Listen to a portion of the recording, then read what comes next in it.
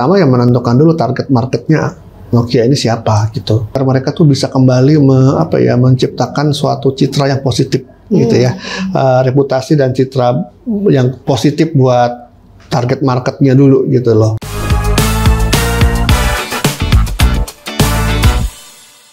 Halo teman-teman, kembali lagi dengan saya Aisyah di YouTube channel Coaching for Business. Wah teman-teman, gimana nih kabarnya? Kita bertemu lagi di sesi kali ini. Semoga teman-teman dalam keadaan sehat walafiat ya. Hari ini aku mau sharing-sharing lagi nih. Kita sapa dulu yuk coachnya. Halo Coach Adi. Halo Aisyah. Halo Coach, ini apa kabar? Baik. Aku mau nanya nih, aku salah fokus. Jaketnya bagus banget ini Coach. Oh iya, oh iya. Standar aja ah. Apa ini Coach? Mungkin ada teman-teman yang mau. Oh ini jaket. Jaket ini jaket dari ICF Jakarta. Oh. Jadi kalau member ICF Jakarta itu dapat jaket ini. Salah satu ininya ya, advantage-nya dapat jaket dikirim langsung. Oh, gratis pula. Wow, berarti harus mengikuti pelatihan coaching dulu ya Coach? Iya, kalau teman-teman mau jadi member ICF Jakarta ya ikut dulu pelatihan coachingnya. Karena syarat untuk jadi member ICF Jakarta itu pertama harus lulus dulu pelatihan coaching berbasiskan ICF minimal 60 jam. Kemudian baru daftar ke ICF, kemudian nanti ini deh gitu ya, dapat ini. Banyak loh keuntungannya menjadi member ICF Jakarta gitu ya. Jadi yang sudah belajar coaching silakan jadi member ICF. Nah teman-teman yang udah belajar coaching boleh banget nih daftar jadi membernya supaya dapat jaket dan sama kayak Coach Aditya ya Coach ya. Oke Coach, hari ini kita mau bahas lagi nih. Hari ini aku mau nanya nih Coach mengenai Nokia yang katanya mau comeback. Wah, maksudnya yang aku pengen bahas itu kan dia kan dulu tuh sudah sempet langka juga ya, banyak yang nggak pakai produk Nokia nih Coach karena kalah saing dengan HP-HP kayak merek Samsung, iPhone, Realme dan lain-lain nih Coach nih. Nah tapi ini ada isu-isu katanya Nokia akan comeback. Menurut Coach Adit, gimana sih Nokia ini bisa bersaing dengan produk-produk yang lain Coach? Iya. Oke, jadi Nokia itu kan memang pernah ya menjadi pemimpin pasar ya di dunia, betul. Di dunia handphone dulu ya, belum smartphone kali ya. Coba dulu. Iya. Waktu tahun sekitar 2000-an lah ya, 2000-an sampai 2005. Aku masih SD sih Coach itu. Kamu masih SD? Masih aku SD. masih kerja di Malang, di Pasuruan, tinggal di Malang. Dulu tuh semua pakai handphone Nokia ya. Banyak banget tuh varian, saya sampai bingung sendiri mau beli. Betul Coach, aku punya juga varian yang tipe apa gitu dulu. Ya, ada yang biasa, yang dari genggam, ada yang masangnya miring lah, ada yang ini, ada yang bisa buat pakai game gitu ya. Itu dulu keren banget ya Nokia itu. Cuman akhirnya mulai turun ketika muncul Android mungkin ya. Ya bukan, sebelumnya itu BlackBerry. Oh iya. Sebelumnya BlackBerry tuh udah keren-keren dapat BlackBerry gitu ya. Terus lama-lama Android lah, iPhone lah, itu hampir barengan lah ya. iPhone akhirnya Nokia tenggelam gitu ya. Betul. Gitu, sayang banget sih. Itu kan dulu sempat dibilang apa sih handphone sejuta umat ya. Iya sih Coach. Kayaknya tetangga-tetangga aku pun pada pakai Nokia juga gitu. Betul gitu. Jadi ya satu kantor semua pakai Nokia gitu ya. Di zaman dulu itu ya. Nah, sekarang Nokia mulai mau comeback ya. Iya. Mau comeback. Artinya comeback itu mau meluncurkan lagi mungkin ya Coach. Nah, meluncurkan lagi ya. Ya memang sih di tahun 2023 ini ada sumber-sumber yang mengatakan handphone Nokia itu mau memasarkan atau menjual dua smartphone yang terbaru ya. Yang katanya itunya teknologinya tuh bisa hampir menyaingi dengan Samsung, bukan hampir ya, menyaingi ya Samsung Samsung Galaxy S23 katanya gitu. Jadi diharapkan nanti bisa kembali ini ya di pasar ya, dapat lagi target marketnya lagi gitu. Ya menarik sih. Jadi ya silakan aja, boleh-boleh aja sih, bagus sih gitu ya. Jadi ramai ya. Saya juga pengen lihat juga sih. Karena kalau kita pakai yang Samsung iPhone gitu kayaknya lama-lama jenuh juga ya. Pengen melihat yang lain gimana sih. Yang penting mereka sih punya daya jual dan kelebihan yang bersaing lah ya gitu. Oke. Tapi gimana sih Coach? Karena mungkin ya Coach ya, mungkin ada teman-teman di sini juga nih yang pernah pakai produk Nokia, terus kemudian sekarang udah beralih menggunakan Samsung. Apakah teman-teman akan kembali lagi menggunakan produk Nokia? Apa yang menjadi pertimbangan mungkin jadi teman-teman? Aku pengen tanya, kan aku udah pakai Samsung gini ya Coach ya sekarang nih ya. Samsung. Udah kebiasaan. Udah kebiasaan dengan fitur-fiturnya gitu ya Coach. Itu kan Nokia aku belum pernah megang pada saat versi Android-nya. Jadi udah lama banget gitu kan. Yang masih telepon genggam biasa cuman bisa SMS dan telepon. Yang masih monokrom kan. Iya, yang kan? Biasa banget gitu Coach. Kira-kira susah nggak sih Coach dalam menggiring mungkin ya Coach target market yang sebelumnya udah beralih ke produk yang lain, akhirnya dia balik lagi ke sebelumnya? Kalau bisa sih bisa ya, cuman effortnya pasti akan lebih berat ya. Karena tadi udah pasar handphone itu kan udah ya itu yang biggestnya itu ya kalau nggak Samsung, iPhone, ya Apple ya. Terus yang sisa-sisanya lah gitu kan. Bagaimana supaya Nokia itu mau kembali merebut atau merebut pasar itu gitu ya. Nah itu usahanya ya cukup harus ini ya. Cukup besar, tapi seperti saya bilang gitu ya, dia harus punya feature yang atau benefit yang bisa memberikan benefit yang bersaing gitu loh, agar yang sudah menggunakan handphone yang lain tuh bisa paling tidak ngelirik gitu. Iya, kayak tergoda gitu ya, produk Nokia apa sih bagusnya? Karena tantangannya sekarang kan udah generasi Y, generasi Z. Yang mana tuh mereka belum pernah mengalami yang namanya Nokia ya. Iya, kayaknya sih belum ya. Kalau saya generasi X pernah menikmati Nokia, jadi kebayang lah bagusnya Nokia gitu ya. Jatuh aja itu nggak rusak zaman itu ya gitu. Jadi tahu gitu. Jadi untuk mulai melirik lagi mungkin masih bisa nih gitu, karena mungkin ada nostalgianya gitu ya.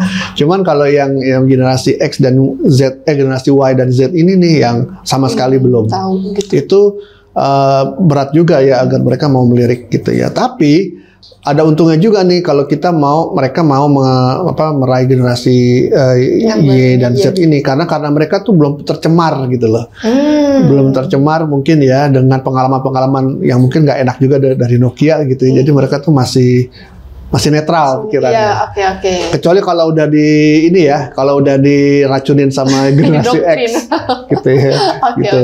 Jadi ya ada dua sisi mata uang juga ya. Mereka tuh bagaimana menyasar generasi Y dan Z gitu ya. Sebenarnya ada nggak sih Coach kayak langkah apa yang harus produk Nokia lakukan nih Coach supaya produknya ini bisa booming dan banyak yang membelinya gitu Coach? Ya sebetulnya dengan perusahaan yang sebesar Nokia, mereka pasti sudah lah ya melakukan research apa gitu ya, market research lah segala macam gitu ya. Karena kalau saya kan bisa bicara dari pihak luar, kalau misalnya saya nih gitu kan yang jadi pengusahanya Nokia misalnya atau pemiliknya Nokia gitu, atau bagian marketingnya ya. Iya, kita ngomongin dari sudut pandang bisnis mungkin. Ya, dari sudut pandang bisnis aja gitu ya. Tentunya ya seperti yang sudah yang saya saya sering jelaskan. Pertama yang menentukan dulu target marketnya Nokia ini siapa gitu. Bukankah kalau semua HP itu bisa semua kalangan ya Coach ya? Belum tentu. Oh, ya, belum tentu juga ya Coach ya? Iya, semua kalangan yang pakai handphone itu zaman sekarang dari mulai SD sampai engkong-engkong semua pakai ya. Pakai handphone. Ya kan, dari sisi usia, dari sisi jenis kelamin, ya kan, 2 jenis kelamin gitu ya. Kemudian dari sisi pendidikan. Ya kan, perlu lihat juga dari sisi demografinya, di kota, di desa, dari sisi profesi. Banyak tuh yang mau diraih, yang mana nih yang mau diambil oleh Nokia gitu loh. Kalau pengennya sih semua ya, semua kalangan pasti, gitu ya.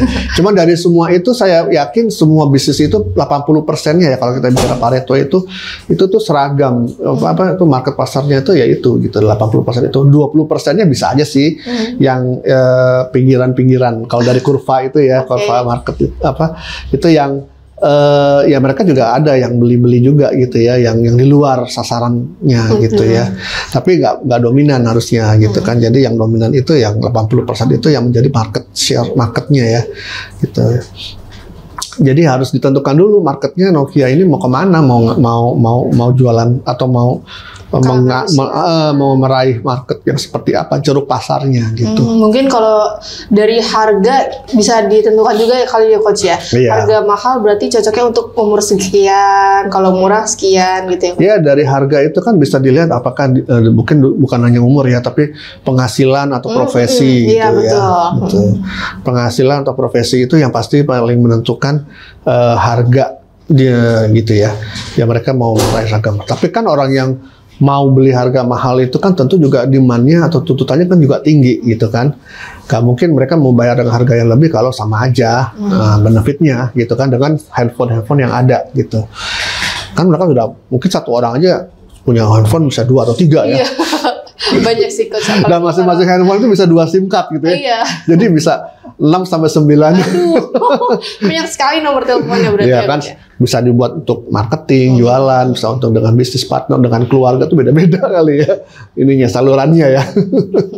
Gitu. Menarik. Selain dari target market ke apa lagi nih Coach? Ya kalau sudah target market sudah terdefine ya selanjutnya ya semua strategi akan apa ya sesuai dengan target market itu harusnya ya gitu. Oh, strateginya juga beda. Strateginya bukan hanya strategi ya, mungkin mulai mereka pasti kan melakukan research ya.